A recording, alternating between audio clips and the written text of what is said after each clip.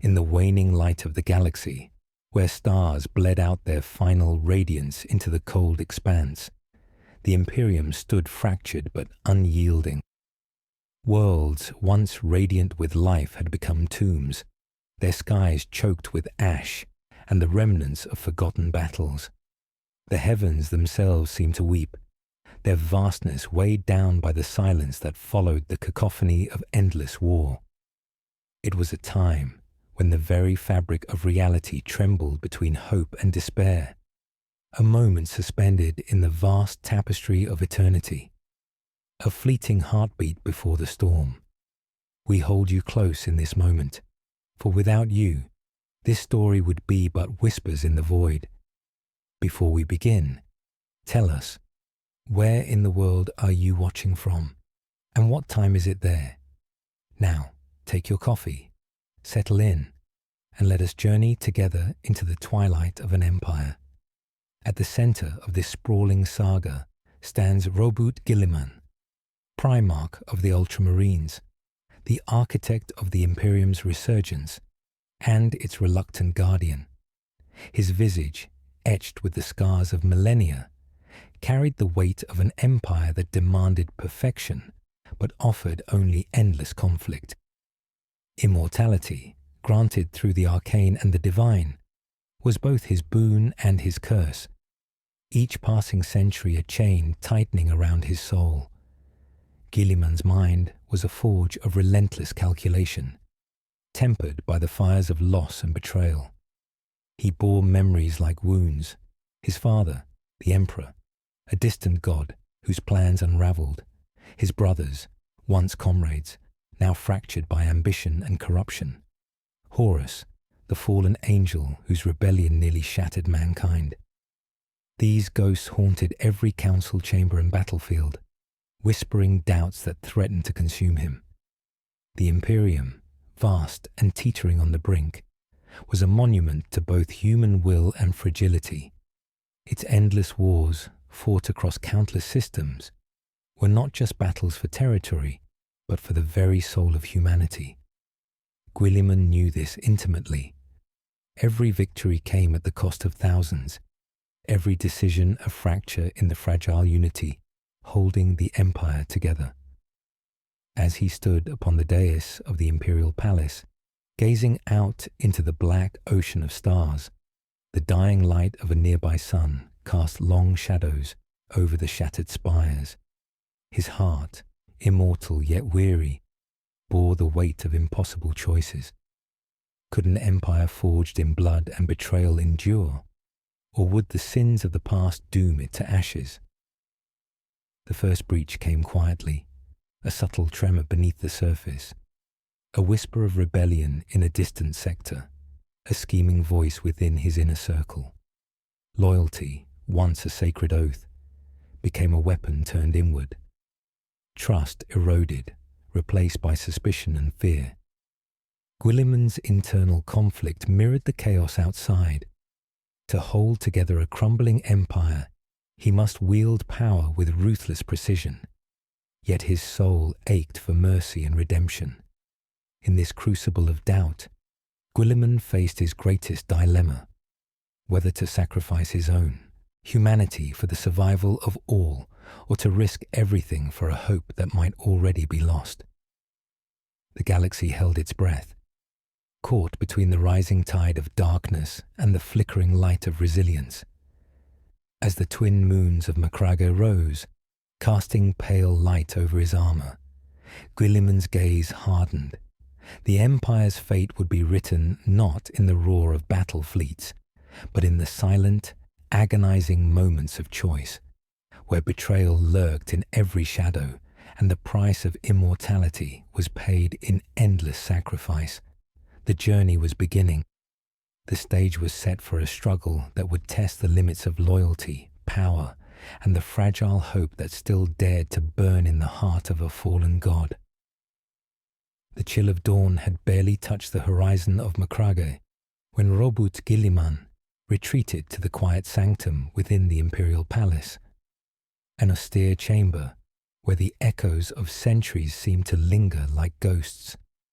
Here, Away from the clamour of war councils and the relentless demands of his subjects, the Primarch wrestled with the weight of his own conscience. The stillness of the room was both a refuge and a torment. In its silence, the fractured pieces of his soul stirred restlessly. The rise of the Imperium had never been a tale of unblemished glory.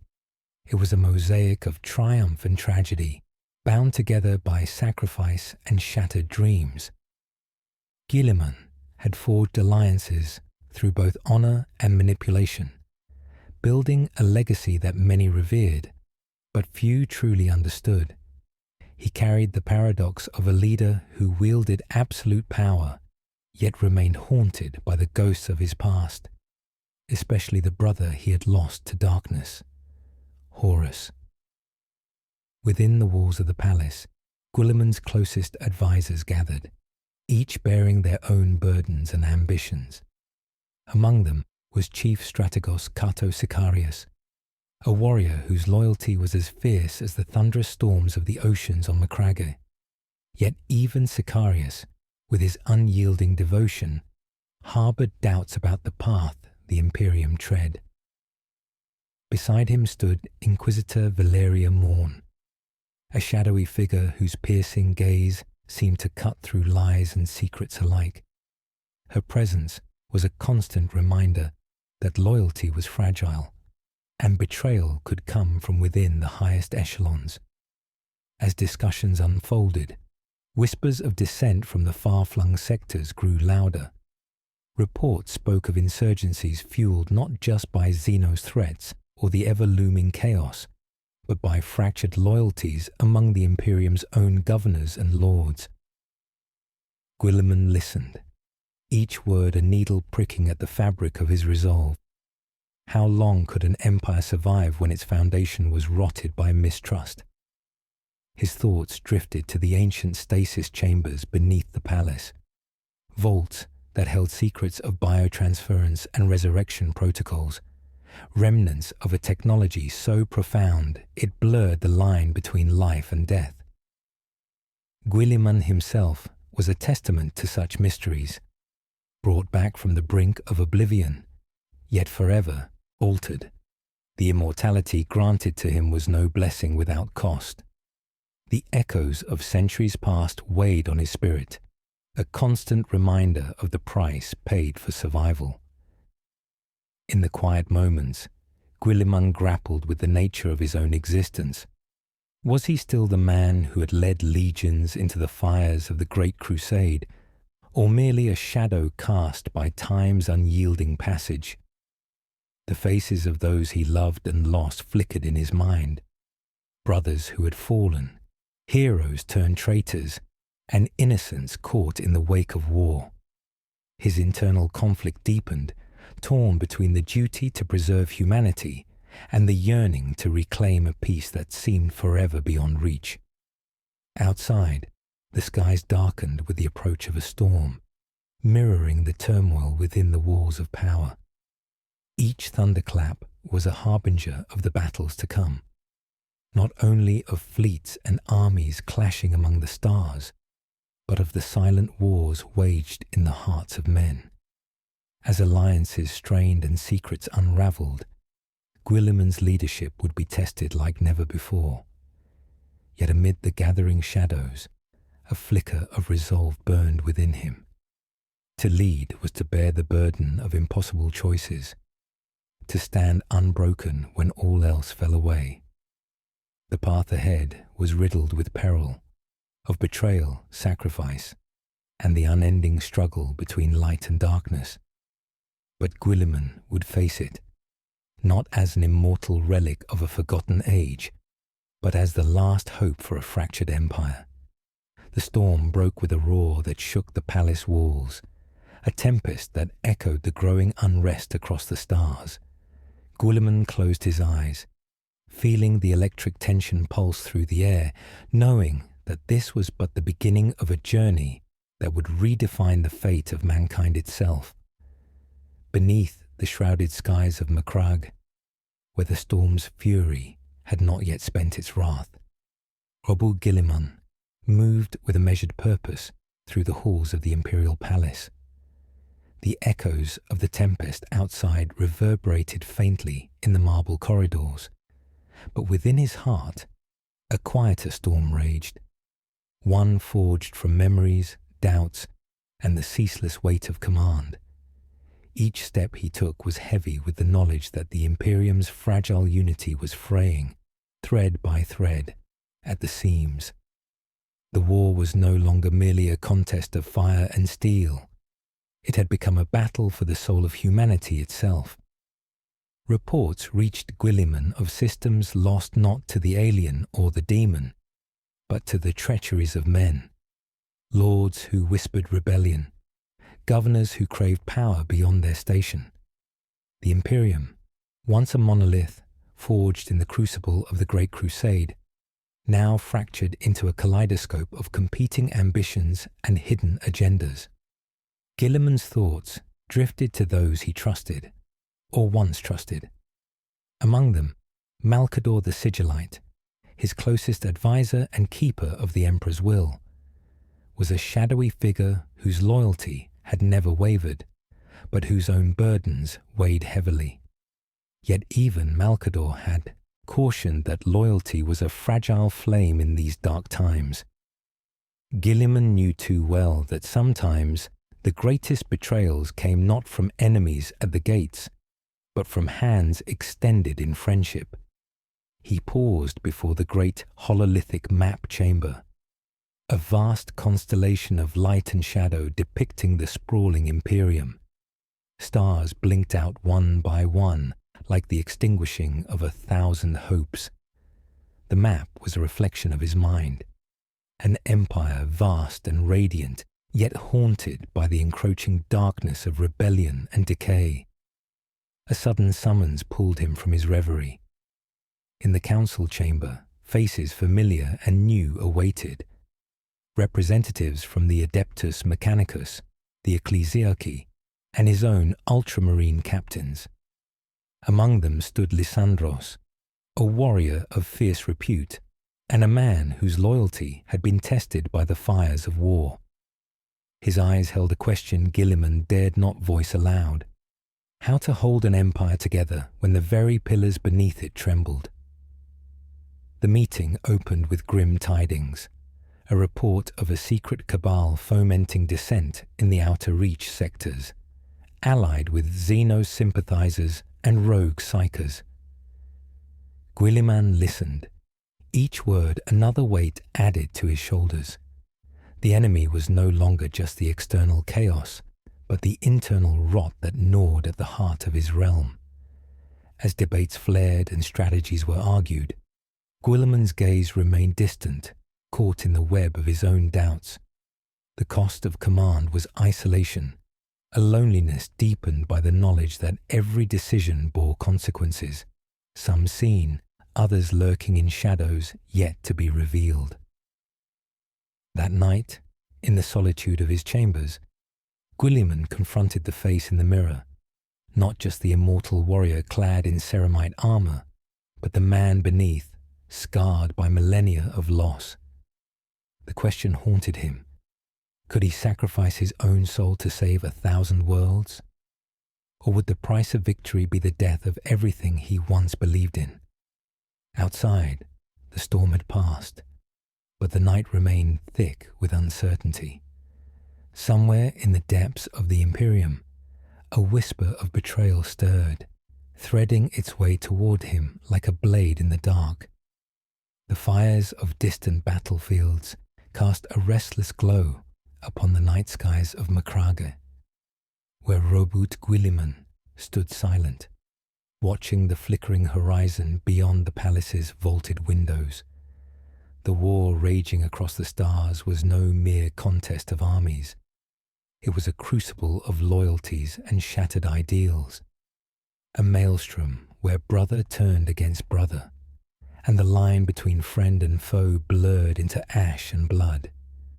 Guilliman felt the weight of these betrayals like a phantom wound, ever present, aching beneath his armored breast. In the heart of the Imperium, alliances were fraying. The ultramarines, once paragons of discipline and honor, were stretched thin across countless war zones. Among Guilliman's trusted commanders was Captain Titus Valerius, a man whose valor was matched only by his fervent belief in the emperor's vision. Yet even Valerius bore doubts, a silent question about the cost of unyielding obedience, whispered in the quiet moments between battles. Guilliman's mind turned inward, grappling with the heavy burden of leadership. The immortality that sustained him was not a gift, but a chain. Centuries of unending vigilance had carved lines of doubt across his soul. He recalled the days before the Horus heresy, the golden age of brotherhood, when the Primarchs stood united beneath their father's gaze. Now, those bonds lay shattered, replaced by scars and suspicion. Within the labyrinthine depths of the palace, Guilliman sought counsel with Archmagos Dominus Xerxes, the foremost authority on the ancient technologies that both preserved and cursed their civilization. Xerxes' obsession with resurrection protocols and biotransference was both a hope and a peril, a testament to mankind's defiance of death, yet a reminder of the price paid for such defiance.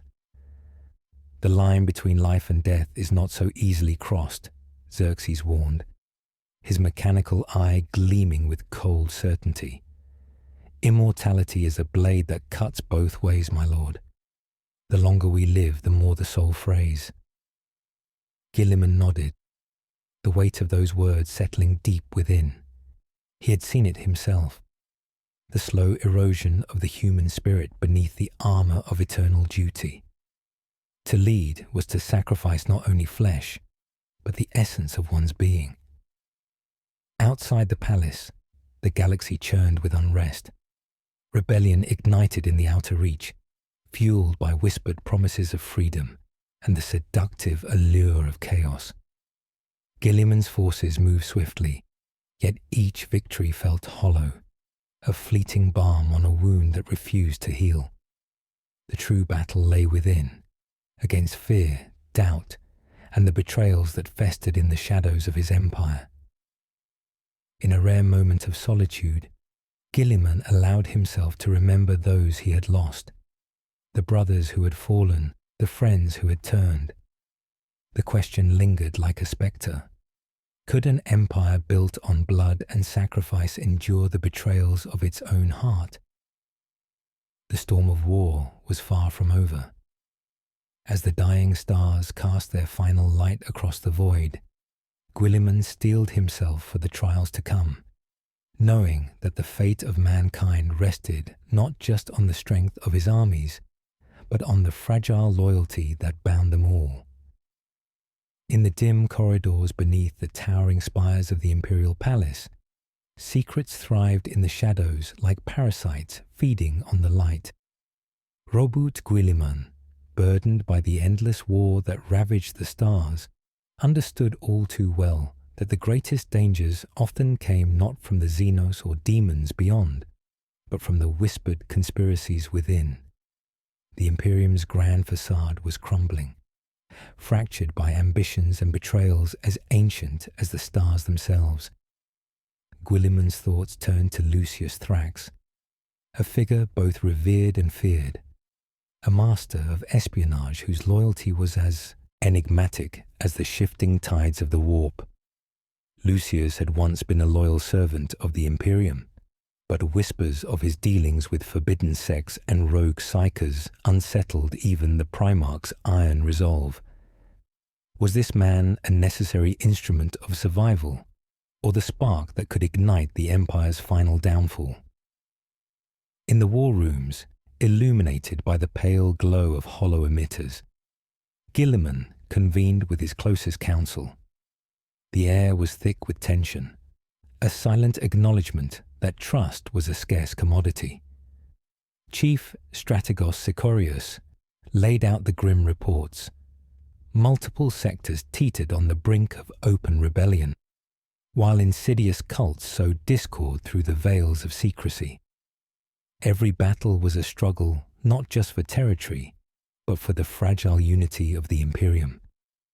Guilliman's gaze fell upon the map of the galaxy, a tapestry of light and shadow, where bright stars marked bastions of hope and dark voids hinted at forgotten realms lost to chaos and corruption. The weight of immortality pressed heavily on him. He had lived through eras beyond count, yet the future now seemed a fleeting dream, slipping through his grasp like grains of stardust. He reflected on the nature of his own existence. The biotransference rituals that had preserved his life were as much a curse as a gift, binding his soul to an endless cycle of war and loss. Each resurrection was a reminder of the gulf between the man he once was and the immortal sentinel he had become. Was this eternal life the price of salvation or the sentence of damnation? Amidst the growing unrest, a figure emerged to challenge Guilliman's will, High Inquisitor Selene Varick. Her zealous pursuit of purity bordered on obsession, and her methods sowed fear as much as obedience. She demanded unwavering allegiance, viewing any hesitation as heresy. Guilliman found himself caught between the iron fist of duty and the delicate threads of compassion that still lingered within him. Their confrontations were battles of wills, between justice and fanaticism, mercy and ruthlessness. Varick's unyielding stance threatened to fracture the fragile alliances that Guilliman had painstakingly built. Yet beneath her fervour lay a shadowed secret, one that could unravel the very fabric of the Imperium. As the star systems trembled under the weight of war and betrayal, Guilliman faced a torment unlike any other. To preserve the Empire, must he sacrifice the very humanity that defined him? Could loyalty survive the corrosive touch of power and suspicion? The galaxy awaited his choice, the silent stars bearing witness to a leader torn between salvation and ruin. The journey ahead would test not only his strength, but the resilience of a soul caught between light and darkness. The cold glow of distant stars filtered through the stained glass of the Imperial Palace's grand hall, casting fractured patterns across the mosaic floor, a symbol of an empire pieced together by triumph and tragedy. Roboute Guilliman stood alone amid the fading light, his armoured form a silhouette against the vast tapestry of the galaxy etched into the chamber walls. Here, in the heart of a crumbling empire, he faced the silent war within himself, a battle as relentless as the conflicts raging beyond the palace's walls. The burdens of command weighed heavily on him. Each decision carved a deeper fissure in his soul, as the delicate balance between mercy and ruthlessness tipped ever further toward the abyss. Guilliman's immortality, once a beacon of hope, had become a prison, an eternal vigil against the darkness threatening to consume all he had fought to build. In the stillness, memories surfaced unbidden. Brothers lost to treachery, legions shattered by betrayal, and the haunting visage of Horus, once kin, now a symbol of ruin. The Primarch wrestled with the paradox of loyalty and betrayal, knowing that the line between savior and destroyer was perilously thin. Across the galaxy, the drums of war echoed louder. The Imperium's enemies, both Xenos and traitor, seized upon every weakness, fracturing alliances and igniting rebellions.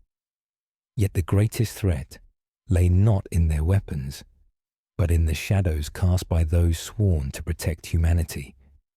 Whispers of sedition threaded through the ranks, poisoning hearts and minds. Among Guilliman's circle, fissures deepened. High Inquisitor Selene Varick's fanaticism bred fear and dissent, while Chief Strategos Cato Sicarius questioned the price of unyielding loyalty. Even Lucius Thrax's shadowy dealings blurred the boundaries between necessity and treason. Guilliman's own doubts mirrored the Empire's fractures, a reflection of a soul caught in an unending tempest. The ancient technologies preserved in the vaults beneath the palace offered both salvation and damnation. Resurrection protocols promised renewal, but demanded sacrifices that echoed in the corridors of eternity. Guilliman understood that immortality came at a cost, each return a step further from the man he once was. As the twin moons of Macrago rose, their pale light casting long shadows, Guilliman's resolve hardened. The Empire's fate was entwined with his own, a delicate thread woven through centuries of blood and sacrifice. He would face the coming storm, not as a distant god, but as a leader burdened by the weight of impossible choices.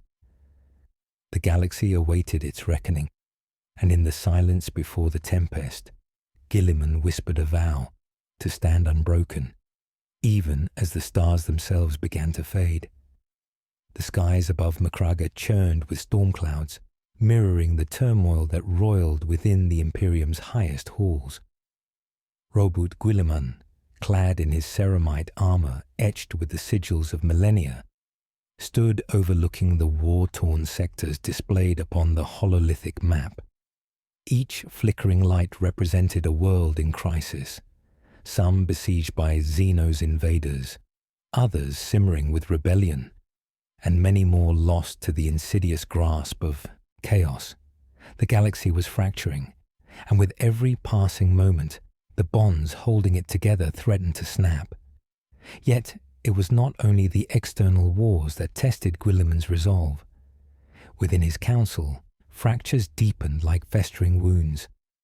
High Inquisitor Selene Varric's iron-fisted purges bred terror and dissent, her fanaticism challenging even the staunchest Ultramarines' loyalties.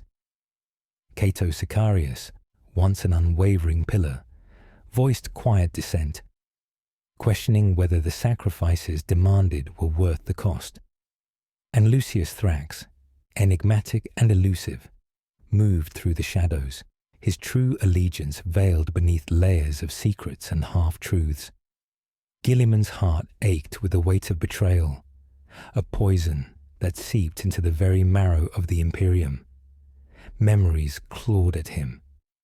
Brothers lost to ambition, friends turned foes, and the whispered promises of peace that always seemed just beyond reach. The internal struggle was relentless. To trust or to suspect, to hold fast or to let go. The storm outside broke with a thunderous roar, shaking the palace as if the heavens themselves mourned the Empire's fate. In that moment, Guilliman received word of a treacherous uprising in the sector of Valthoria, an insurrection led not by aliens or heretics, but by those once loyal to the Imperium's cause. The revelation struck like a blade. The enemy within was no longer a whisper, but a roaring tempest. Guilliman summoned his captains, the war-hardened veterans who had stood by him through countless battles. Among them was Lysandros, whose fierce devotion was tempered by the scars of loss and the burden of command. Together, they prepared to quell the rebellion, but Guilliman knew the victory would come at a price. As plans unfolded, the weight of his immortality pressed down. Each decision carried echoes across centuries, and every victory risked birthing new betrayals. The galaxy's fate teetered on a knife's edge, balanced between salvation and ruin. That night, in the solitude of his chamber, Guilliman's thoughts turned inward. The faces of the fallen, the dreams shattered, and the sacrifices demanded swirled like phantoms. Could the Empire survive the treachery within its own heart? Or was this the twilight of an age destined to fade into the annals of forgotten history? The storm outside raged on, a symphony of chaos and sorrow, as the Primarch steeled himself for the battles ahead, both of steel and spirit, where loyalty was tested and the price of immortality became unbearably clear. The cold light of a distant nebula seeped into the war room where Roboute Guilliman sat surrounded by flickering hololithic displays.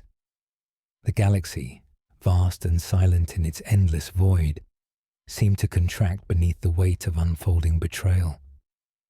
The rebellion in the Valthoria sector was only the first spark in a web of insurrections threading through the Imperium's farthest reaches. As systems once loyal now turned their weapons inward, the very foundations of Guilliman's empire trembled. In the dim glow, Lysandros, his most trusted captain, voiced what many dared only whisper, "My lord, these fractures are not the work of desperation alone. There are those among us who seek to reshape the Imperium in their own image at any cost." Guilliman's gaze hardened. He knew too well that ambition and betrayal often wore the mask of loyalty. The struggle was no longer between man and Xenos, or order and chaos. It was a battle for the soul of humanity itself. Yet amidst the turmoil, an unexpected figure emerged, Seraphina Kyle, a former Inquisitor, whose name was whispered in both reverence and fear. Once cast out for defying dogma, her return was a sign of the Empire's desperation. She brought with her knowledge of ancient relics and forbidden rites, secrets that promised power but carried the shadows of corruption. Guilliman met her in the shadowed halls, where the weight of history pressed upon them both. "Power without sacrifice is a lie," she warned, her eyes reflecting the flicker of dying stars. "The cost of salvation may be more than you are willing to pay." Their uneasy alliance marked a turning point, a gamble on the edge of oblivion. Guilliman knew that to save his empire, he might have to embrace the darkness he had long resisted. Meanwhile, the internal conspiracies tightened their grip. Lucius Thrax's shadowy maneuvers became more brazen, his true intentions veiled beneath layers of deception. Even Cato Sicarius found himself questioning the very nature of loyalty, torn between duty and doubt. As the galaxy spiraled closer to chaos, Guilliman's internal conflict deepened. To preserve the Imperium, he must decide how far he was willing to bend his own principles. Was the price of survival the death of the ideals he once held sacred? The stars outside dimmed, casting long shadows over the Empire's fate. In the gathering darkness, Guilliman stood alone, a titan burdened by the crushing weight of eternity, poised on the precipice of a reckoning that would decide not just the destiny of the Imperium, but the soul of humanity itself. The corridors of the Imperial Palace seemed to breathe with a restless unease, as if the very stones whispered of impending doom. Roboute Guilliman moved through them like a spectre, his every step echoing the silent storm gathering within the Empire. The rebellion in Valthoria had spread like wildfire, igniting old wounds and exposing fresh betrayals that threatened to unravel centuries of fragile unity. Within the War Council, the air was thick with tension. High Inquisitor Selene Varric's relentless purges had sown fear among even the most loyal, while Lucius Thrax's clandestine dealings danced dangerously close to treason. Guilliman's once steadfast allies now questioned his judgment, their eyes flickering with doubt and hidden agendas. Yet amid the political intrigue, a darker truth emerged. A secret project, buried deep within the vaults beneath the palace, known only as Project Catan. Designed to harness ancient technologies of biotransference, it promised the power to resurrect fallen heroes and preserve the Imperium's legacy. But such power came at a terrible cost, a corruption that gnawed at the soul, blurring the line between life and death. Guilliman wrestled with the revelation. Could he embrace such forbidden means to save his empire, or would he doom it to a fate worse than destruction? The choice tore at the very core of his being, the eternal warrior torn between hope and despair. Outside, the rebellion escalated. The outer reach sectors descended into chaos, their skies lit by the fires of war and the shadows of treachery. Every victory was hard won, every loss a dagger to the heart of the Imperium. In the solitude of his chambers, Guilliman confronted his deepest fears. The faces of brothers lost, the betrayals endured, and the sacrifices demanded haunted his thoughts. Was immortality a gift or a curse? Could an empire survive when its soul was fractured by the very hands sworn to protect it? The storm that raged across the stars was mirrored in the turmoil within. Guilliman's resolve was tested as never before. The path forward was shrouded in darkness, and the choices he must make would echo through eternity. As the first rays of a dying sun pierced the horizon, Guilliman prepared for the reckoning, a confrontation not just of armies, but of souls. The fate of the Imperium hung in the balance, poised between redemption and ruin. The silence before the storm was suffocating. A fragile calm stretched taut across the vastness of the Imperium. Roboute Guilliman stood atop the battlements of the Imperial Palace, his gaze fixed on the horizon where fleets assembled like a tempest, gathering its fury. The final confrontation loomed, a battle not only for territory, but for the soul of humanity itself. Every star system, every shattered world, was a piece in a cosmic gambit that could seal the fate of an empire. The rebellion had mutated beyond a mere insurrection. It was a crucible where loyalty was tested, and the true nature of sacrifice revealed. High Inquisitor Selene Varric's purges had plunged entire sectors into chaos, her fanaticism blurring the lines between justice and tyranny. Meanwhile, Lucius Thrax's duplicity deepened, his machinations threading through the Imperium like a serpent in the grass. Trust was a luxury Guilliman could no longer afford. Beside him, Lysandros prepared the legions for the coming storm, their steel hearts steeled by countless battles. Yet even the bravest could not escape the shadow of doubt that clung to them all, a whisper that the price of survival might be the death of their very souls. Within the bowels of the palace, the secret of Project Catan pulsed with dark promise. The resurrection protocols promised a form of immortality, a chance to reclaim fallen heroes from the abyss. But each awakening risked further corruption, twisting flesh and spirit into something unrecognizable.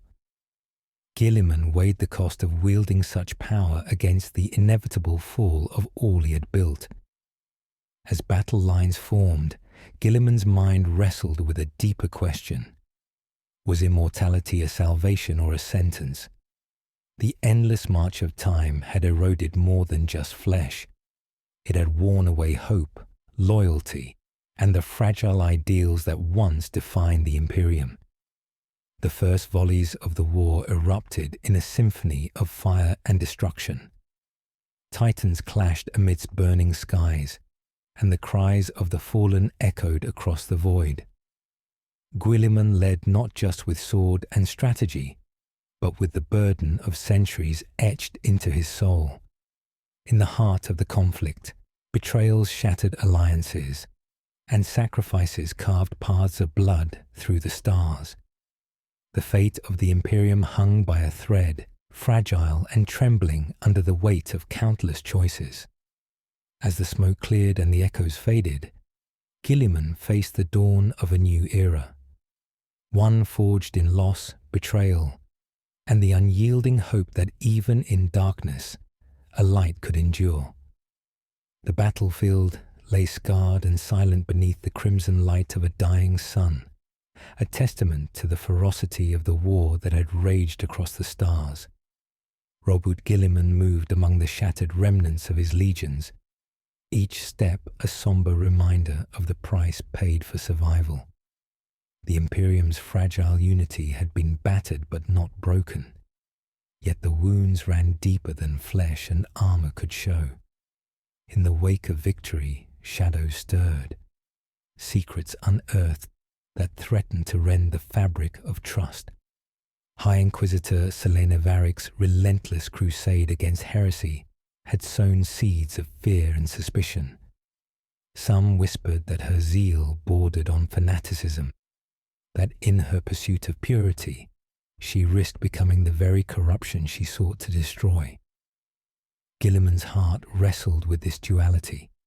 Was she a guardian or a harbinger of ruin? Lucius Thrax's web of deceit tightened, his true loyalties veiled beneath layers of manipulation. The enigmatic spy master's actions had fractured alliances and turned brother against brother. Guilliman confronted him in the shadowed halls, the clash of wills a silent battle that threatened to erupt into open war. The question lingered. Could trust survive when betrayal had taken root? Amid the turmoil, whispers of Project Catan grew louder. The forbidden technology that promised resurrection and immortality beckoned with both hope and dread. Guilliman pondered its cost. The slow erosion of the soul with each rebirth, the blurring of identity and essence. To wield such power was to dance on the edge of oblivion. In the quiet moments between conflict, Guilliman sought counsel from Seraphina Kale, whose knowledge of ancient rites and relics offered a fragile thread of hope. Yet even her guidance was tinged with caution, a reminder that salvation might come with shadows darker than any enemy. The Empire's fate hung in the balance, teetering between redemption and ruin. Guilliman's resolve was tested as never before, his immortal heart burdened by the weight of impossible choices. The ghosts of fallen brothers, the betrayals endured, and the sacrifices demanded echoed in every decision. As the stars dimmed and the galaxy held its breath, Guilliman prepared for the ultimate trial, a reckoning that would define not only the fate of the Imperium, but the soul of its last guardian. The maiden world of Lanimayesh lay like an emerald in the void, its surface alive with verdant jungles and ancient crystal spires that shimmered under the light of its sun. It was one of Beltan's most treasured worlds, a jewel in their crown of preserved beauty, and it was about to become the stage for their greatest tragedy. The Monkey Imperial Guard, accompanied by a detachment of Adeptus Astartes, had made planetfall. The Imperium, ignorant of its status as a sacred Eldar world, had marked it for colonization. Beltan would not allow such defilement. The sword wind was unleashed in full force. Wave serpents roared low over the forests, releasing squads of aspect warriors in disciplined formations. Striking scorpions slinked through the undergrowth. Banshees screamed their chilling war cries, and dark reapers took to high ground to rain disciplined fire upon the advancing humans. For the first few days, the war was a song of Eldar triumph. Imperial armor was shattered by brightlances, and the humans' defensive lines crumbled before the unrelenting precision of the swordwind. The autarch leading the campaign, Kylandrin Swiftblade, reported that total victory was inevitable, but arrogance, as always, would be the Eldar's undoing. The humans adapted faster than expected.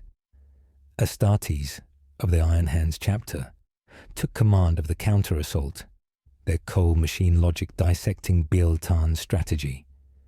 Through orbital scans, they identified the Eldar webway portal hidden deep in Lanimayesh's crystalline forest. If it was destroyed, Beltan's forces would be stranded, cut off from reinforcements. On the fourth day, drop pods slammed into the forest near the portal. Beltan defenders, a mix of guardians and dire avengers, fought with desperate ferocity, but the Iron Hands were relentless, their bionically enhanced bodies shrugging off wounds that would have felled lesser warriors, Kylandrin led a countercharge personally, clashing with the Astartes captain in a duel of speed against sheer strength.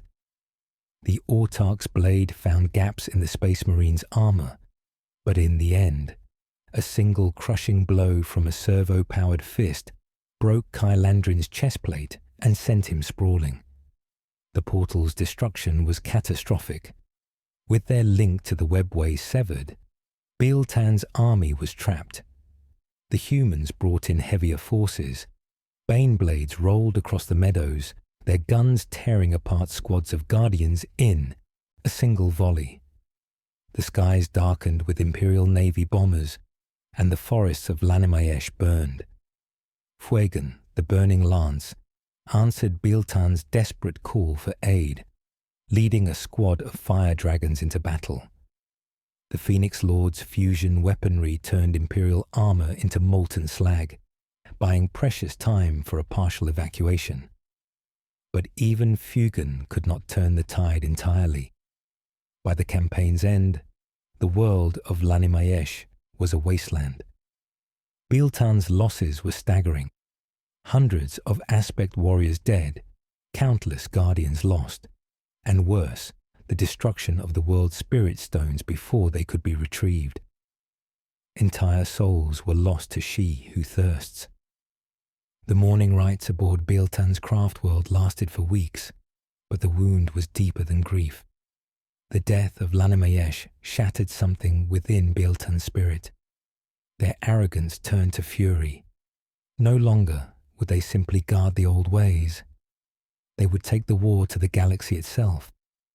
Every Monkey settlement on a maiden world became a target.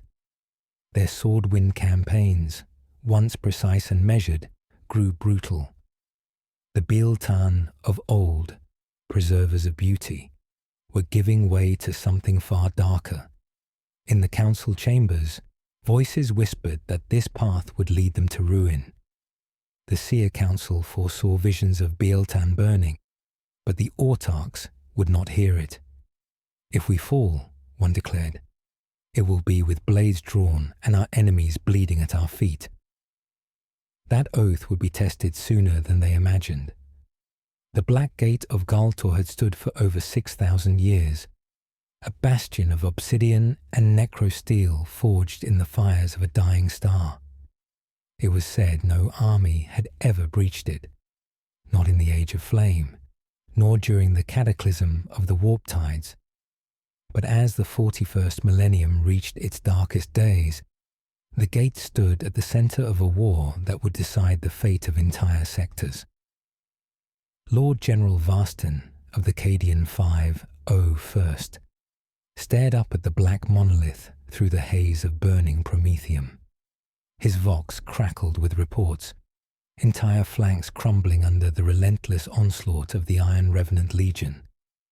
The enemy was not merely fighting to hold the gate. They were prepared to bury it beneath mountains of their own dead if it meant denying the Imperium entry. From the skies above, the roaring engines of Valkyrie gunships cut through the smoke. Squadrons dropped in low, unleashing hell with Lascannon bursts and heavy bolter fire. The Revenants replied with void lances that sliced through steel and flesh alike, bringing down ships in incandescent trails of fire.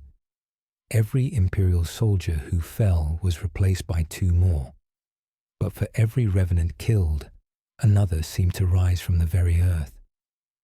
At the heart of the battlefield stood Warsmith Karathos, the Iron Revenant commander. Encased in a warplate blacker than midnight, his presence was a living nightmare.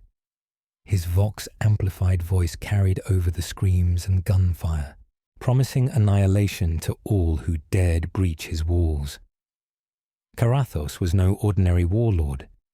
He was a survivor of the Horus heresy, a traitor who had bathed in the blood of loyalists at the siege of Terra itself. Varston knew the truth. This siege could not be won by attrition. The Black Gate's defenses were powered by a warp fusion core buried deep beneath its foundations, and until it was destroyed, no artillery or orbital strike would be enough to breach it. The mission fell to the 7th Shadow Company, elite drop troopers trained for infiltration behind enemy lines. Their orders were simple in wording, impossible in execution. Cut through the Revenant lines, descend into the core, and destroy it before dawn. Captain Althea Wren, commander of the Shadow Company, led her squad through the chaos. Shrouded in camo cloaks and armed with silent execution carbines, they moved like ghosts through the ruins. Even as artillery thundered overhead, their comms remained deadly quiet. Every step brought them closer to the wall and closer to the killing fields where the Revenant's warp-twisted hounds prowled. As Wren's team reached the shadow of the Black Gate, the full scale of its horror became clear. The walls weren't just metal, they were alive. Skulls of fallen enemies were fused into its surface, their eye sockets glowing with trapped warp light. Some whispered, some screamed, some laughed endlessly. It was not a fortress, it was a monument to damnation.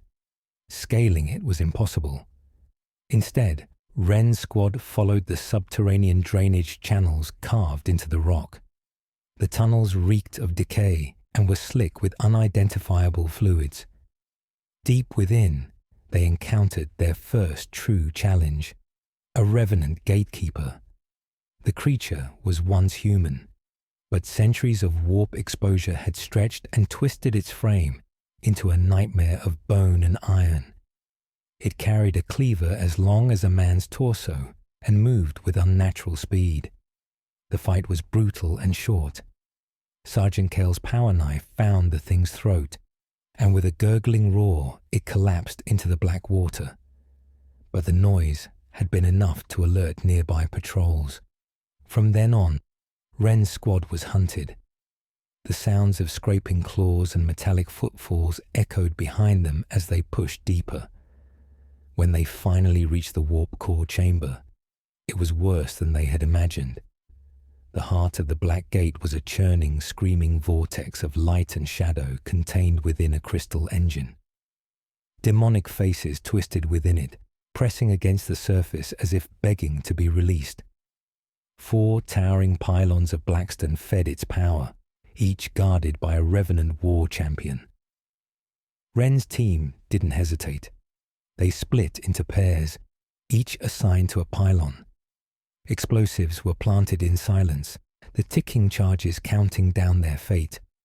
But just as the last charge was set, Warsmith Karathos himself entered the chamber. The giant warlord scanned the room, his visor burning with hellfire. "I smell Imperial blood," he growled. Wren knew they wouldn't all make it out alive. She ordered the squad to fall back, but Karathos moved like a shadowed storm, cutting down 2 of her soldiers in a single swing. The rest scattered, diving into cover, as bolter fire turned the chamber into a maelstrom of shrapnel. Wren activated the detonator. The charges erupted in white-hot fury, shattering the pylons and tearing open the warp core. Reality itself screamed as the gate's heart began to collapse inward. Karathos roared in defiance, striding toward Wren even as the floor split beneath him. The last thing she saw was his burning visor vanishing into the vortex before the explosion consumed them all. Outside, Varston watched as the Black Gate of Galtor cracked and splintered, its screams echoing for miles. But his relief was short-lived. From the ruins, a new light began to glow, cold, ancient, and far more dangerous than anything that had come before. And then the ground shook. The council chamber was quieter than usual, a dangerous kind of quiet. No merchants shouting their grievances, no nobles whispering about land disputes, only the measured breath of those present, as if the air itself dared not disturb the tension. I sat in my assigned place, the polished oak table between me and those who would decide the future of the realm. My hands rested on the wood, fingers splayed, every muscle in my body alert. The council members were robed in deep crimson today, an old tradition meant to signify unity in times of danger. To me, it looked more like the colour of fresh blood. High Chancellor Voron cleared his throat and unfurled a parchment with deliberate slowness. His eyes flicked toward me only once, but that brief glance carried the weight of an unspoken accusation. Reports from the eastern borders, he began, voice steady, confirm that the rebellion grows stronger. 3 more towns have declared their allegiance to Lord Carrick. A ripple of murmurs passed through the chamber. And there are whispers, troubling whispers, of someone within this very council aiding his cause.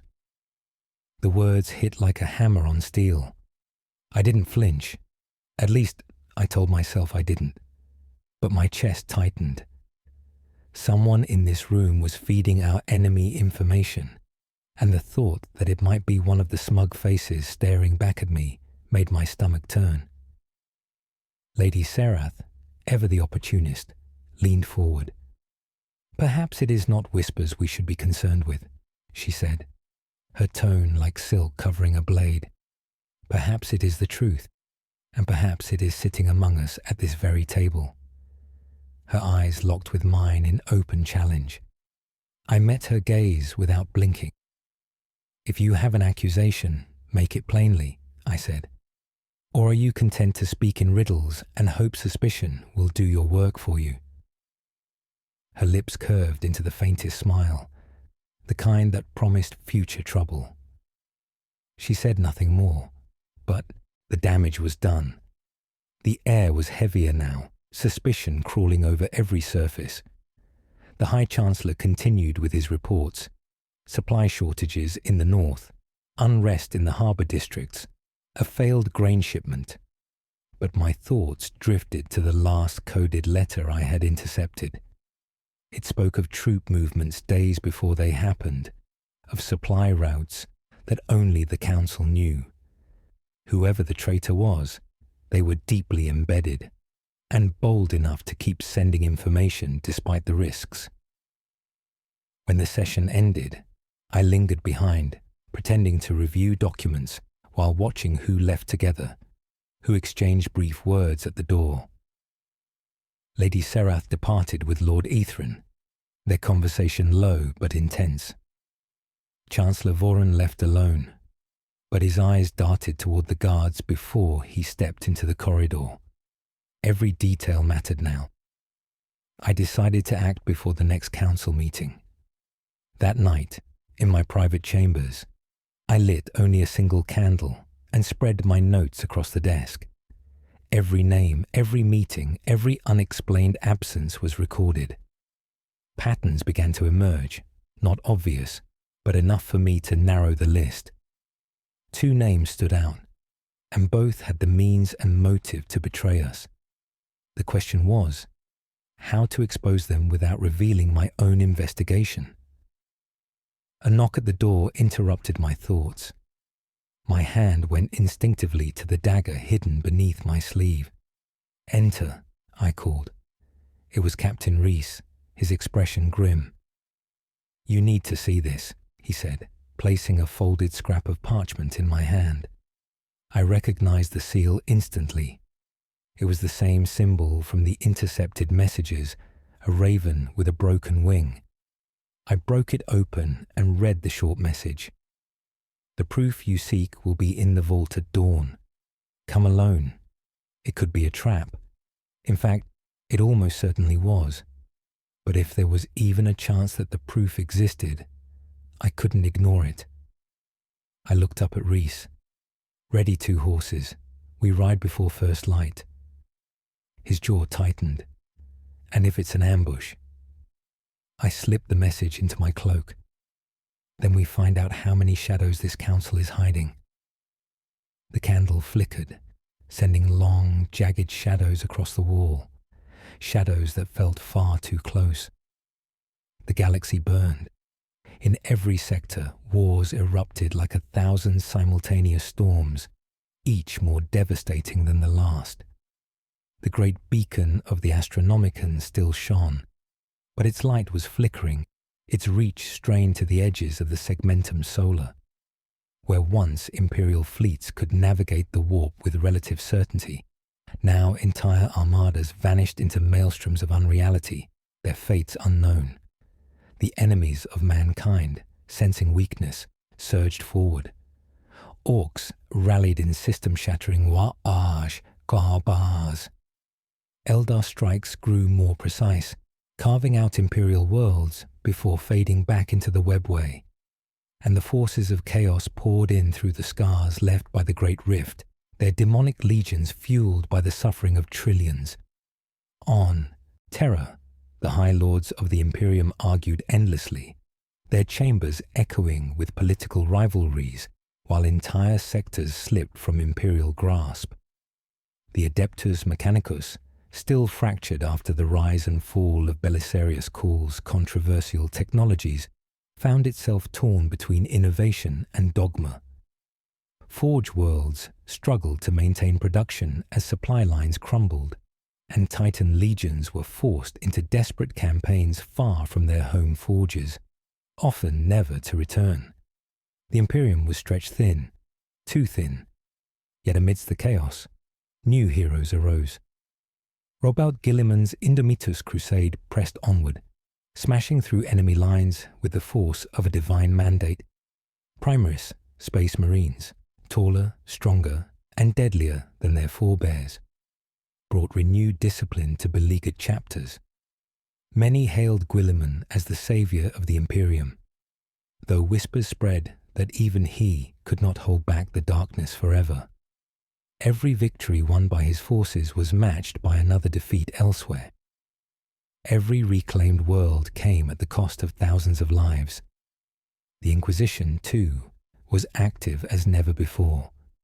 Ordo Hereticus purged entire planets suspected of chaos taint, their exterminatus orders turning once thriving hives into ashen wastelands. Ordo Xenos hunted alien infiltrators with unrelenting zeal, their agents vanishing into the shadows after delivering bloody justice. And Ordo Malleus, in grim alliance with the Grey Knights, stood as the last line between the mortal realm and the demonic. Reports of increased demonic manifestations came from all corners of the galaxy, suggesting that the veil between realities was thinning. Far beyond imperial borders, ancient powers moved. The Necrons continued their awakening, silent legions of undying warriors marching under the command of overlords with ambitions that spanned eons. Some sought the extermination of all life.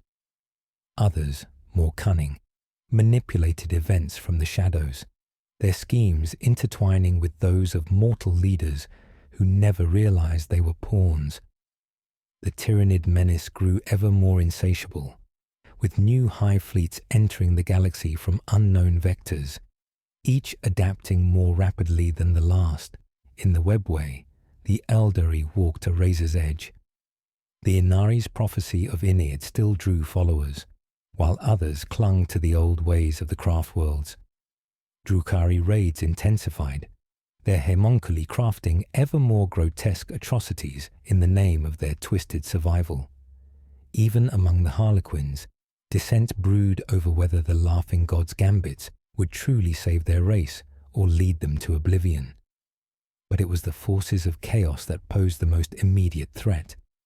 Abaddon, the despoiler, fresh from his cataclysmic victory in creating the Great Rift, launched new Black Crusades, striking deep into imperial space. His warbands were joined by demonic hosts spilling forth from the cicatrix maledictum, the massive warp scar splitting the galaxy in two. Worlds on its edges were torn apart by temporal storms, their skies lit by impossible auroras and the screams of entities that should not exist in real space. In this age of unending war, there were no safe havens, only temporary reprieves bought with blood and sacrifice. And yet, for all its suffering, the Imperium endured. It had endured for 10,000 years, and perhaps in some grim, unyielding way, it would endure for 10,000 more. The Emperor's throne-bound presence still shielded humanity, however faintly. Guilliman still fought, not out of hope, but out of duty. And countless men and women, nameless and unremembered, still picked up their lasguns, bolters and chainswords to hold the line against the void. The galaxy stood on the knife's edge. One push, whether from alien, heretic, or the festering rot within, could send it tumbling into an age of final darkness. But until that day came, the Imperium of Man would fight.